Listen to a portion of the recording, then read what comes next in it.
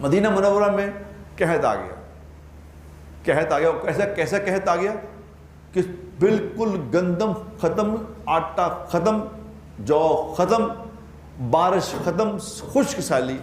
عمر بن خطاب رضی اللہ تعالی عنہ جیسا بادشاہ موجود تھا، جن کی دعائیں رد نہیں ہوتی، جن کے بولوں پہ قرآن اترتا ہے، جن کے بولوں پہ اللہ تائید کرتے ہیں کہ عمر ٹھیک کہہ رہا ہے۔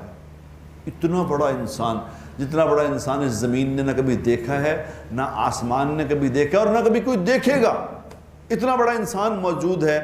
22 لاکھ مربع میل پہ حکومت ہے، صحابہ موجود ہیں، قحط آ گیا اور کتنی حکومت ہے۔ تو کیا کیا عمر رضی نے خط لکھا عمر بن عاص رضی اللہ تعالیٰ عنہ کو مصر میں، جو مصر کے گورنر تھے، مصر میں ہریالی تھی، مصر میں خط لکھا کہ عمر مدینہ منورہ میں بہت بڑا قحط آ گیا ہے تو غلہ بھیجو۔ اس نے کہا امیر المومنین آپ فکر نہ کریں، یہاں اتنا غلہ ہے۔ اس وقت کے جو کنٹینر تھے نا، جیسے آج کل تو کنٹینر میں مال آتا ہے نا، اس وقت کے کنٹینر اونٹ تھے۔ انہوں نے کہا کہ امیر المومنین میں اتنا غلہ بھیجوں گا کہ پہلا اونٹ مدینہ منورہ میں ہوگا اور آخری اونٹ مصر میں ہوگا۔ اتنی لمبی قطار ہوگی جو کوئی تقریباً 1200-1300 کلومیٹر بنتی ہے۔ 1200-1300 کلومیٹر کی قطار مدینہ منورہ آ گئی اونٹوں کی غلے سے۔ غلہ ہی غلہ ہو گیا، غلہ ہی غلہ ہو گیا، لیکن کچھ دن گزرے وہ غلہ بھی ختم ہو گیا، وہ غلہ بھی ختم ہو گیا۔ جب ختم ہو گیا پھر پریشانی شروع ہو گئی۔ تو ایک صحابی کو، ان کا نام نہیں لکھا کتابوں میں، ان صحابی کو رات کو حضور اکرم صلی اللہ علیہ وسلم کی زیارت ہوئی۔ تو زیارت میں آپ صلی اللہ علیہ وسلم نے اس سے فرمایا کہ عمر کو جا کے کہو کہ میں تو اس کو بڑا عقل مند سمجھتا تھا، میں تو عمر بن خطاب کو عقل مند سمجھتا تھا، یہ کیا کیا اس نے؟ یہ کہہ کے خواب ختم ہو گیا۔ اب عمر بن خطاب رضی اللہ تعالیٰ عنہ کی عادت شریفہ تھی، جب صبح فجر کی نماز پڑھا لیتے تھے تو پھر منہ پبلک کی طرف کر کے بیٹھ جایا کرتے تھے۔